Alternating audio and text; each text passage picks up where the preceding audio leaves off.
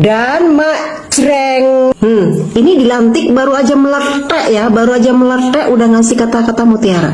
Itu kan suara sebagian kecil rakyat kita. Kenapa? Mungkin sebagian ngerasa terganggu hidupnya masih kurang ya. Belum 24 jam, tapi pernyataan Bapak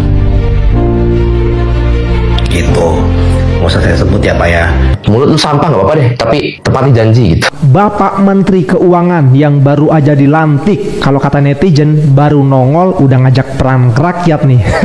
Dimana statementnya soal 17 plus 8, kok malah ngomong ini kan sebagian kecil rakyat. Lah emang Bapak selama ini nggak lihat demonya bagaimana? Betapa rakyat itu ngamuk semua, turun ke jalan, sampai chaos di sana. Kok malah Bapak ngomongnya seperti itu? Jadi ya untuk para pejabat, untuk berhati-hatilah berbicara. Jangan sampai statementnya itu akhirnya buat rame lagi rakyat yang memang sekarang lagi sensitif gitu loh. Lebih baik ngomong nggak tahu gitu loh, kalau memang benar-benar nggak tahu. Nah nanti dipelajari baru dijelaskan tuh. Dan harus ingat, mulutmu harimaumu. Jangan sampai kayak Ahmad Saroni kan, gegara sombong dan ngatain rakyat tolol, akhirnya berbalik ke dia sendiri yang sekarang terjungkal-jungkal kan.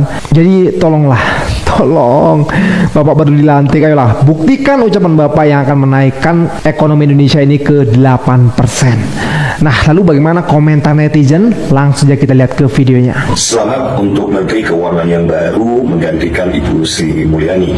Tetapi titik, tolong hati-hati dalam berkata-kata karena mulutmu harimaumu. Baru 1 hari, ya belum 24 jam dilantik, ini sudah membuat kegaduhan baru. Dan ini hanya karena tidak bisa menjaga kata-kata. Jadi buktikan saja dengan kerja-kerja, dia tidak lagi menaikkan pajak, dan baru saya acungi jempol kalau membuat Indonesia tidak lagi berhutang. Dan Mak Creng, Mak Der.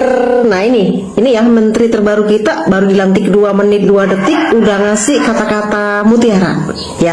17 plus 8 itu adalah tuntutan orang yang atau rakyat kecil yang merasa kurang apa dulu nih Pak? Kurang sekolah, kurang makan, kurang IQ ya lah ya. Terus kita tuh masih tilol gitu. Ini dilantik baru aja meletek ya, baru aja meletek udah ngasih kata-kata mutiara. Itu kan suara sebagian kecil rakyat kita. Kenapa? Mungkin sebagian ngerasa terganggu hidupnya masih kurang ya. Once saya ciptakan pertumbuhan ekonomi 6%, 7%, itu akan hilang dengan otomatis. Mereka akan sibuk cari kerja dan makan enak dibandingkan mendemo. Anda nggak pernah tahu saya di mana ya? Sebelum di sini saya di KSP juga bahkan berapa tahun, dan waktu krisis COVID 2020-21 saya di samping Presiden Jokowi membantu mempromosikan kebijakan fiskal yang baik pada waktu itu, bukan dari anggarannya aja tapi cara mengelola uang pada waktu. Jadi kalau Anda bilang saya nggak pengalaman, salah besar. 2008 saya bantu Pak SBY, saya think-tanknya SBY. 2015 saya ke KSP bantu Pak Jokowi, waktu yang melambat kita balikan dengan cepat. Habis itu saya keluar 2020-2021 mau runtuh lagi, masuk lagi ke sana. Saya selalu memberi masukan fiskal ke pemerintah. Di belakang nggak dibayar, mungkin sekarang dibayar, saatnya dibayar sekarang. Gaji gede nggak sini?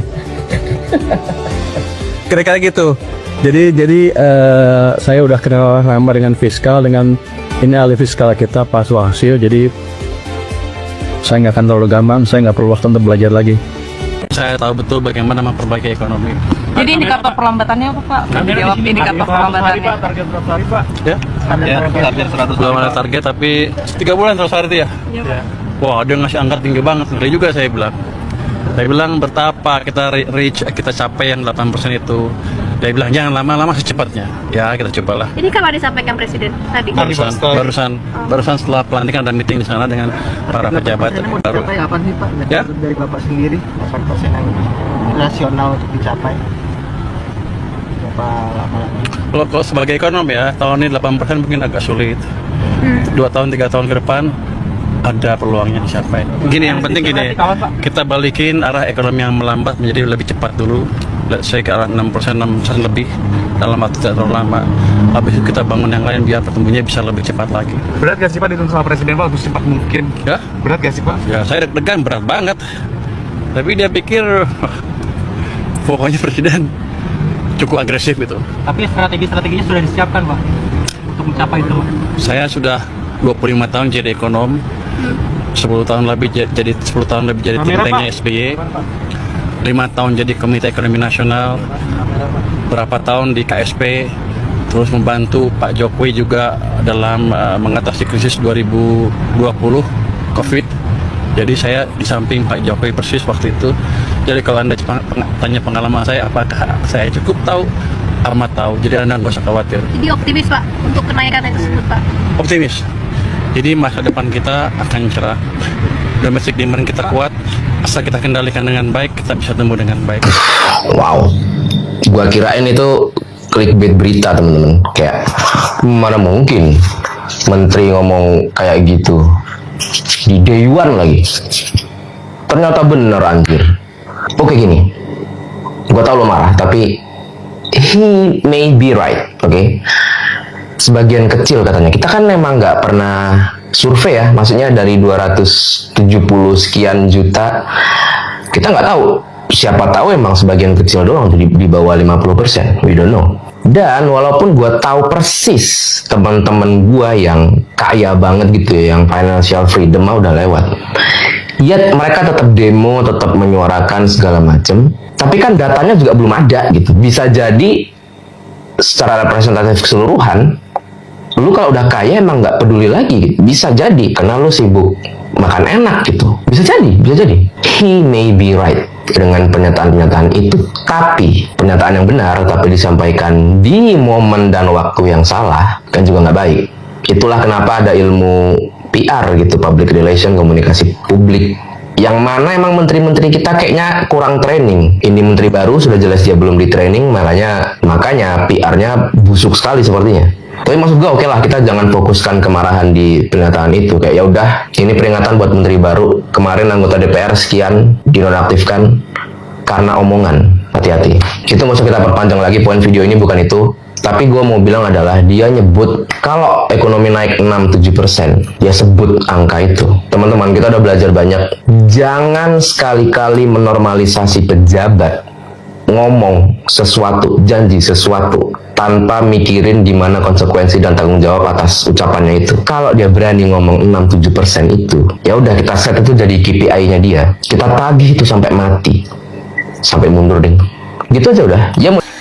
Halo teman-teman, kembali lagi bersama saya di channel ini. Teman-teman, kita telah menyaksikan sebuah cuplikan video.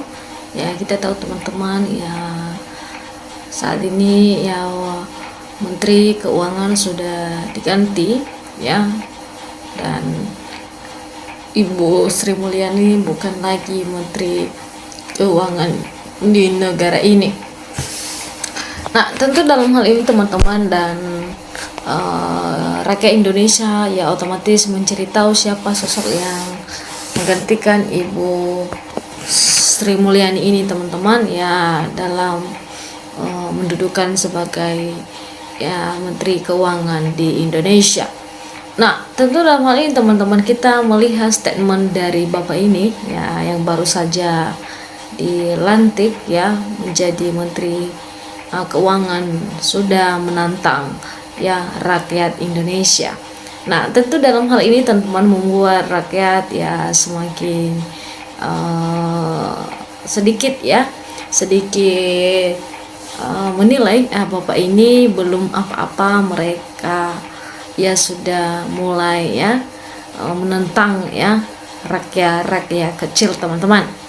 Nah, dalam hal ini teman-teman ketika memberikan statement ya tentu harus dipelajari dulu. Kalau memang tidak tahu ya tentu ya baru nanti sudah dipelajari, baru dijelaskan kembali lagi teman-teman. Nah, kita kan di sini teman-teman kita melihat ya bakal meledak lagi di negeri ini menteri yang baru sudah menantang rakyat, betul peramal negeri ini bakal lebih besar. Nah, artinya di situ bahwa teman-teman belum aja ya 24 jam ya Bapak ini sudah dilantik, maka dia sudah mulai kelihatan ya sifat-sifatnya teman-teman ya kepada rakyat teman-teman yang kurang ya etis dinilai oleh rakyat Indonesia. Nah, tentu dalam hal ini teman-teman kita melihat bahwa ya dikatakan bahwa jangan pancing kami rakyat susah nanti kebablasan. Nah, artinya teman-teman jangan sampai ya seperti yang mereka lakukan kepada Saroni nanti teman-teman ya, karena mereka ya ludes habiskan semua ya dari rumah dan semua ya mensikirkan Saroni teman-teman. Ya, tentu dalam hal ini saat ini ya rakyat Indonesia lagi sensitif teman-teman. Ya, mereka menilai ya orang-orang ya dalam berbicara juga, apalagi pejabat-pejabat tinggi teman-teman. Ya, bagaimana ya menghadapi ya mereka ketika sudah ya orang tersebut menjadi pejabat di negara ini, apakah ada kepedulian, apakah tidak teman-teman. Nah, dikatakan di sini bahwa teman-teman ya besarlah hati rakyat Pak Menteri, jangan songkong di depan publik.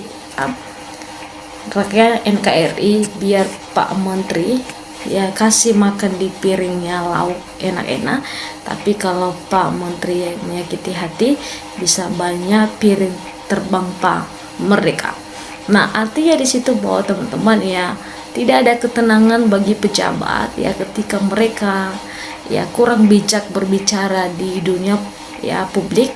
Ya, ketika rakyat sudah tahu itu semua, maka mereka ya bersama-sama untuk memberikan aspirasi kepada pejabat-pejabat tersebut. Nah, dikatakan di sini menteri ya goblok jangan dipakai kayak yang cerdas pintar. Artinya teman-teman ya ketika baru saja dilantik ya nggak usah banyak ngomong dulu, perhatikan, pelajari, dan nanti baru memberikan jawaban-jawaban dari pertanyaan-pertanyaan tersebut. Nah, teman-teman dikatakan lagi di sini dari tanpanya aja model Pareman baru aja dilantik udah nantang rakyat. Gimana sih kayak kok yang layak selain dia? Nah, teman-teman sudah mulai ya ada komentar-komentar masyarakat Indonesia yang seperti ini. Dikatakan di sini belum karena udah pelantang-pelanteng kayak gitu. Nah, dikatakan lagi teman pilih ya pilihan siapa nih menteri nampaknya pada mau. Nah, teman-teman kalau kita perhatikan ya Bapak Menteri baru kita, Menteri Keuangan ya ya sedikit ya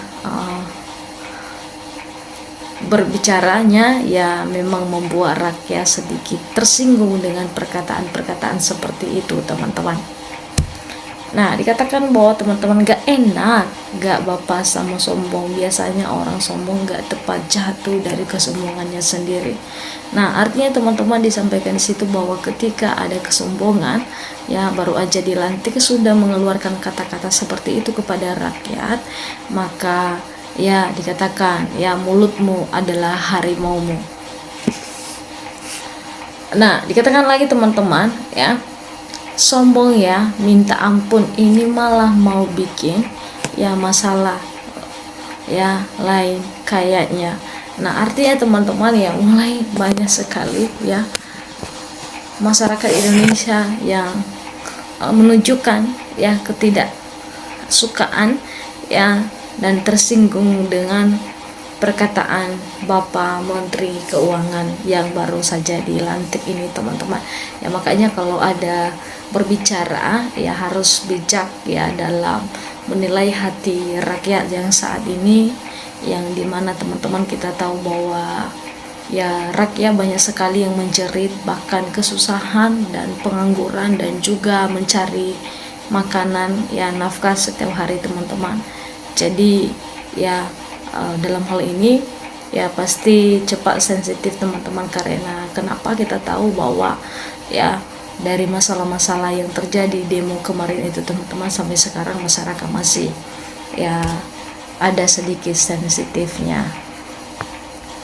Nah, teman-teman dalam hal ini ya silakan memberikan tanggapan kalian, bagaimana ya tanggapan kalian dari perkataan Bapak Menteri Keuangan baru kita ini yang baru saja dilantik oleh Prabowo Subianto. Ya, silakan memberikan tanggapan dan juga komentar Anda. Sampai ketemu di channel selanjutnya.